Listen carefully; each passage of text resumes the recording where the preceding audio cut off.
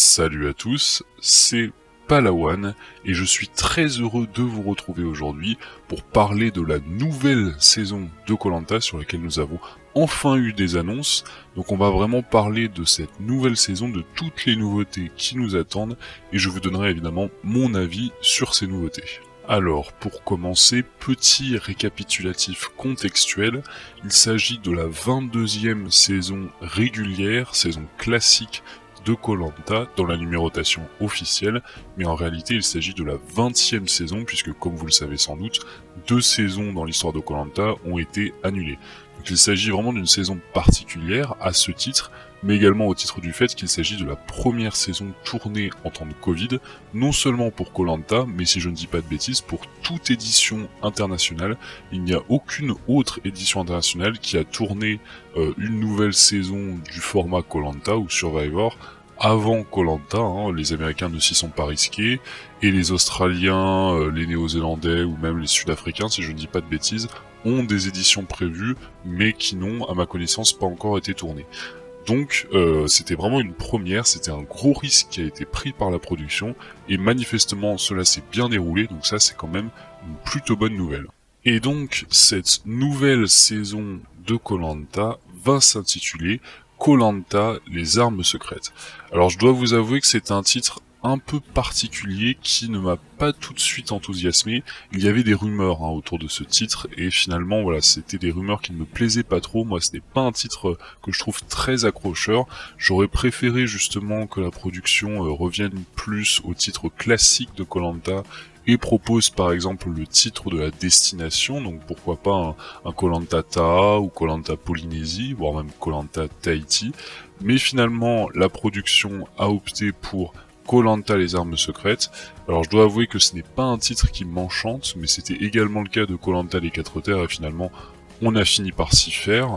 Mais là pour le coup, je dois avouer que ça me donne tout de même un petit motif d'espoir, tout simplement parce que, pour rappel, alors ce sont des spéculations, mais on peut tout de même penser que, si vous en souvenez, la saison koh Fidji aurait pu s'appeler koh le paradis perdu, sans doute même aurait dû s'appeler koh le paradis perdu, mais ne s'est pas appelé ainsi tout simplement parce que la nouveauté qui était le paradis perdu n'a pas trop fonctionné, n'a pas eu un impact significatif sur la saison, et donc il était étrange d'appeler cette saison le paradis perdu alors que la nouveauté n'avait pas été vraiment au cœur de la saison. Et donc si la saison s'appelle koh les armes secrètes et non koh Polynésie, on peut supposer que les armes secrètes ont eu un réel impact sur le jeu et ont vraiment influencé le jeu positivement.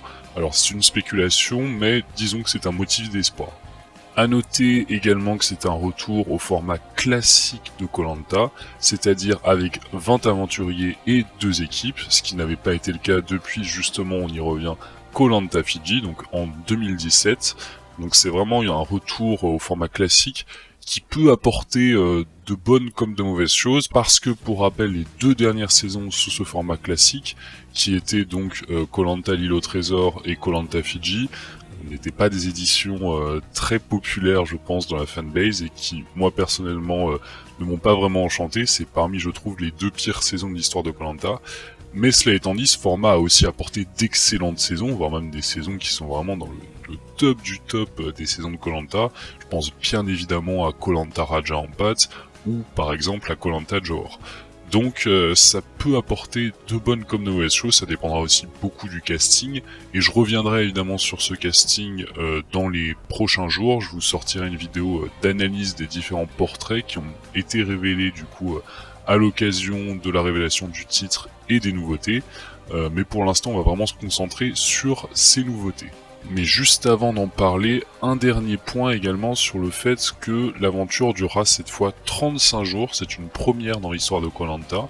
Pour rappel, les éditions classiques habituellement durent 40 jours, bon, il y a eu des exceptions, notamment la première saison qui en avait duré 43, la saison koh Malaisie, il me semble de mémoire qui en avait duré 42, mais globalement voilà, c'est 40 jours ou plus, mais là ça va donc être la première édition classique a duré moins de 40 jours. Pour rappel, on avait eu par exemple au Koh-Lanta l'île des héros qui avait duré 32 jours, mais c'était pas une édition classique puisqu'on avait d'anciens candidats qui revenaient dans l'aventure. Là, c'est vraiment la première édition classique qui dure 35 jours. D'ailleurs, on n'a jamais eu une saison à 35 jours. Le plus qu'on avait eu qui n'était pas 40 jours, c'était 32 jours, donc comme je le disais pour l'île des héros ou pour le combat des héros. Donc 35 jours, c'est un peu un entre-deux, disons, qui peut laisser craindre beaucoup d'épreuves éliminatoires, puisque finalement, voilà, on va devoir plus rapidement éliminer les candidats, puisqu'on a moins de temps d'aventure et donc moins d'épisodes. Mais d'un autre côté, non seulement c'est compréhensible du fait de la crise sanitaire, du fait du risque d'exposition si on avait plus de jours d'aventure, mais c'est également l'occasion d'avoir une saison sans doute plus dynamique, avec peut-être plus de prise de risque de la part des candidats, donc on verra, ça peut être aussi quelque chose de positif. On va maintenant s'intéresser aux différentes nouveautés de cette saison, et donc ces fameuses armes secrètes qui ont été révélées donc à l'occasion de la révélation du titre et de la date de cette nouvelle saison. Et donc ces fameuses armes secrètes qui peuvent être offensives ou défensives sont en fait plusieurs armes cachées qui permettent aux candidats, notamment lors des conseils, d'avoir un impact sur le jeu. Alors certaines de ces nouveautés ont déjà été plus ou moins vues dans Koh-Lanta, je pense notamment à Koh-Lanta Fiji. Beaucoup ont également été vues dans d'autres versions internationales, en particulier la version américaine Survivor, mais on va analyser tout ça nouveauté par nouveauté. Il y en a certaines que je trouve intéressantes, d'autres que je trouve pas forcément bien implémentées, mais bon, on va discuter de tout ça. Il y a donc 5 armes différentes qui ont été annoncées, et on va s'intéresser à la première d'entre elles, celle qui a fait beaucoup parler, celle qui a vraiment été annoncée comme pouvant faire basculer complètement l'aventure, c'est le fameux bracelet noir. Alors à quoi servira-t-il ce bracelet noir ? Eh bien il permettra d'annuler tout simplement un collier d'immunité joué au cours d'un conseil après le dépouillement des votes. Et là c'est assez important puisque ce bracelet noir existe sous différentes versions, notamment dans la version américaine Survivor, mais il n'est pas joué de la même manière puisque dans la version américaine Survivor, le bracelet doit être joué avant le dépouillement des votes et donc doit être joué en devinant en quelque sorte qui va sortir son collier ou non. Et donc on peut très bien jouer cet avantage dans le vide finalement contre une personne qui ne sortira pas finalement son collier. Malheureusement ce n'est pas la version qu'a choisi de retenir ALP puisque la version donc de ce bracelet noir que l'on aura sera un bracelet noir qui permettra d'annuler en quelque sorte un collier après le dépouillement des votes, et donc de faire éliminer quelqu'un qui avait sorti son collier. Et c'est, je trouve, assez dommage puisque la personne qui sort son collier ne pourra pas se défendre, n'aura aucun moyen de contrer ce bracelet noir qui est donc une arme finalement surpuissante. Alors bien évidemment j'attendrai de juger sur pièce cet avantage, mais je dois avouer que je suis plutôt sceptique de prime abord puisque l'avantage normalement des colliers d'immunité est justement de permettre des retournements de situation, de permettre à des alliances minoritaires par exemple ou des personnes particulièrement en danger de se sauver, et donc ce bracelet noir constituerait en quelque sorte un obstacle à ces personnes, et donc pourrait favoriser une forme de pagonging, ou en tout cas une alliance majoritaire qui prenne réellement le contrôle du jeu et qui puisse à tout moment vraiment empêcher ces tentatives de déstabilisation de l'alliance majoritaire. Donc pour ça je trouve ça assez dommage, d'autant que la règle du bracelet noir qui est jouée avant les votes et avant justement le fait de sortir ou non son collier, eh bien ça permettait un peu plus de réflexion stratégique, un peu plus de jugement et de perception de savoir qui avait son collier et qui allait le sortir ou non. Ça obligeait également les candidats à réaliser des blindsides, à prendre les autres candidats par surprise. Donc je trouvais ça assez intéressant et dommage que ce bracelet noir n'ait pas été implémenté de cette façon-là. Deuxième avantage, c'est le détournement de vote, donc qui permettra de priver un candidat de son droit de vote et de récupérer sa voix. Donc c'est une forme de double vote en plus d'un pouvoir de suppression du vote d'un autre candidat. Donc c'est un pouvoir intéressant qui pour le coup je trouve peut apporter à la saison, tout dépend comment il est utilisé. C'est pas forcément un pouvoir surpuissant, tout dépend de quand il est utilisé. C'est sûr que dans une perspective vraiment d'affrontement, et on imagine entre deux équipes, où on aurait par exemple au premier épisode suivant la réunification vraiment deux équipes qui auraient quasiment les mêmes effectifs et qui s'affronteraient directement sans trahison, on aurait forcément un gros avantage avec ce détournement de vote qui permettrait carrément de supprimer une voix de l'équipe d'en face et de récupérer une voix pour sa propre équipe. Mais justement, ce type d'avantage, je pense, favorisera le fait qu'on n'ait pas justement deux alliances qui s'affrontent un peu jusqu'au bout et qu'on ait potentiellement des retournements de situation. Donc dans l'optique, disons, d'un jeu plus ouvert, avec moins deux alliances qui s'affrontent, mais plus des blocs mouvants d'alliances, je pense qu'un tel outil peut être vraiment intéressant pour dynamiser le jeu. Troisième objet, c'est le talisman. Alors talisman sur lequel on ne sait pas encore grand chose, je dois l'avouer. C'est un talisman qui est en fait en deux parties, et chacune de ces parties sera donnée à l'un des chefs des deux tribus.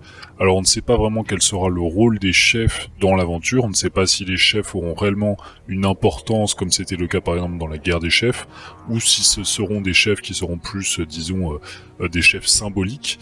Mais dans tous les cas, chacun des chefs aura en secret une partie de ce talisman, et ce talisman, une fois reconstitué, donc si les deux chefs s'entendent pour reconstituer ce talisman, ils auront droit à un double vote, ou deux doubles votes, ce n'est pas encore bien précis, lors d'un conseil de leur choix. Donc en reconstituant ce talisman, on peut en fait récupérer un ou deux doubles votes, donc on ne sait pas si c'est un double vote pour l'un des deux possesseurs du talisman, ou un double vote pour chacun, mais dans tous les cas, ça permet d'avoir, disons, des voix en plus, et ça peut être un outil pour les chefs pour se sauver potentiellement dans une phase post-réunification. On sait que en général les chefs ont plutôt tendance à être ciblés dans cette phase post-réunification, notamment au début de la post-réunification, donc ça peut être un avantage pour eux éventuellement pour, disons, avoir une voix de plus et potentiellement se sauver. On verra si ce sera utile dans cette saison, ça peut être intéressant, ce n'est pas un avantage je trouve extrêmement fort, surtout que c'est un avantage partagé, donc c'est assez délicat, il faut s'entendre avec le chef de l'autre équipe pour réussir à utiliser cet avantage, mais ça peut être un avantage intéressant selon le déroulé de la saison. Quatrième arme secrète, et celle-ci est vraiment particulière, je pense qu'elle va pas mal faire polémique et je pense qu'elle va pas mal faire débat. On n'a pas encore l'exactitude de l'intitulé ou comment s'en servir, mais il a été nommé notamment dans la presse le kit ou double, et c'est un avantage qui servira en fait à la personne menacée d'élimination ou potentiellement même éliminée, sortie de l'aventure, et qui pourra en fait défier en duel un autre aventurier. Alors ça peut être une idée assez intéressante, je crois qu'elle existe dans une version internationale, il me semble que c'est Australian Survivor. Je ne regarde pas Australian Survivor, donc je ne sais pas exactement comment elle a été implémentée, mais je crois qu'elle existe plus ou moins dans cette version-là.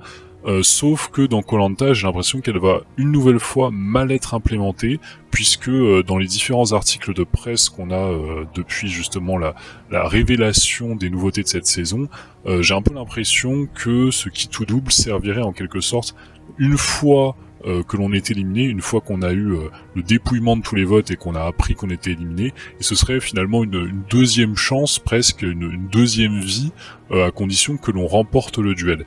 Et là, ça me gêne un peu, je trouve que c'est un avantage qui serait plus intéressant à jouer si l'on se sent en danger mais qu'on n'est pas encore certain de sortir de l'aventure. Parce que si on est déjà sorti de l'aventure, il n'y a aucun enjeu à jouer ce kit ou double, il n'y a pas du tout de notion justement de kit ou double, dans tous les cas finalement on a intérêt à jouer cet avantage, puisque on est déjà sorti de l'aventure, donc qu'est-ce qu'on peut perdre finalement dans un duel?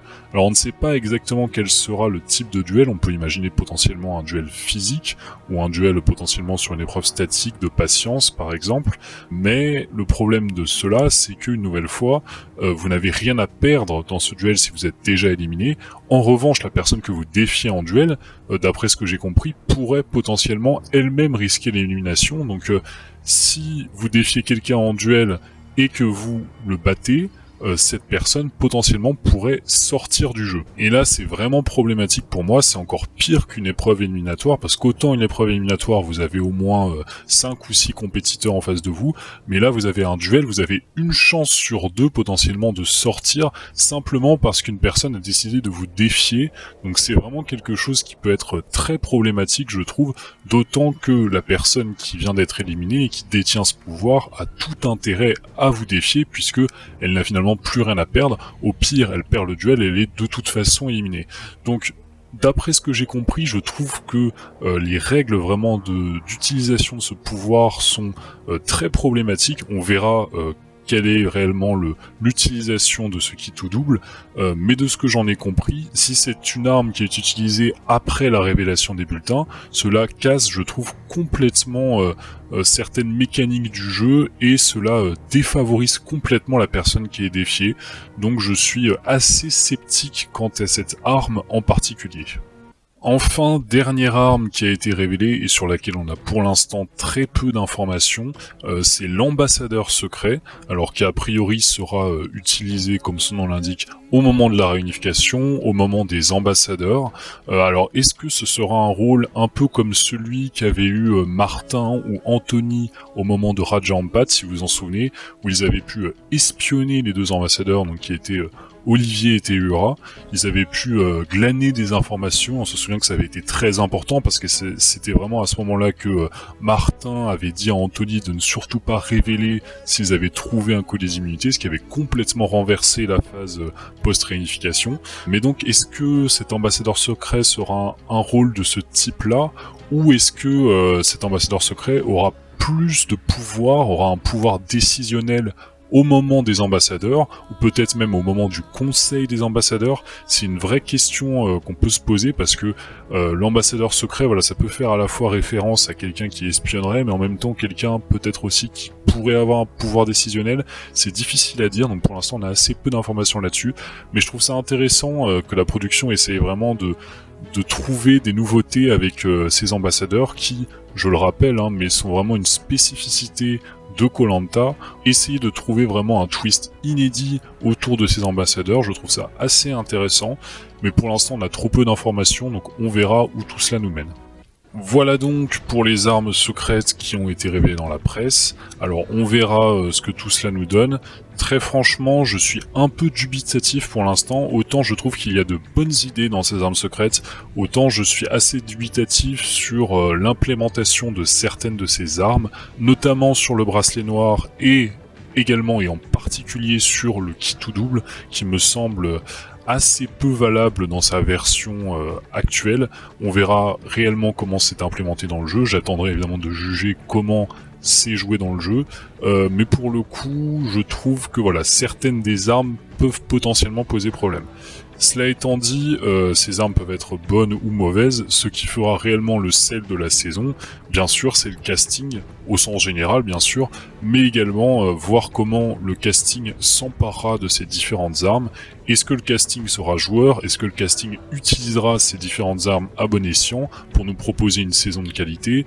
Ou est-ce qu'on aura un casting au contraire qui sera plus réticent à faire de la stratégie et qui n'osera pas utiliser les différentes armes, ou en tout cas qui les utilisera mal? Ce serait franchement dommage étant donné que la saison est basée là-dessus. Voilà, je reste modérément optimiste, j'ai bon espoir, même si, comme je l'ai dit, il y a certaines choses qui m'inquiètent un peu dans ces différentes armes, et notamment dans leur intitulé ou dans la manière dont on peut les utiliser.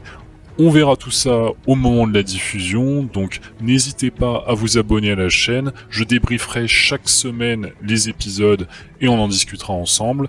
Je vous invite également à vous abonner à la chaîne pour pas manquer la prochaine vidéo qui sera une analyse des différents portraits des candidats de cette saison. Donc voilà, si vous ne voulez pas manquer tout ça, abonnez-vous, n'hésitez pas également à mettre un pouce bleu à la vidéo, et on se retrouve très vite pour de nouvelles vidéos. Ciao à tous.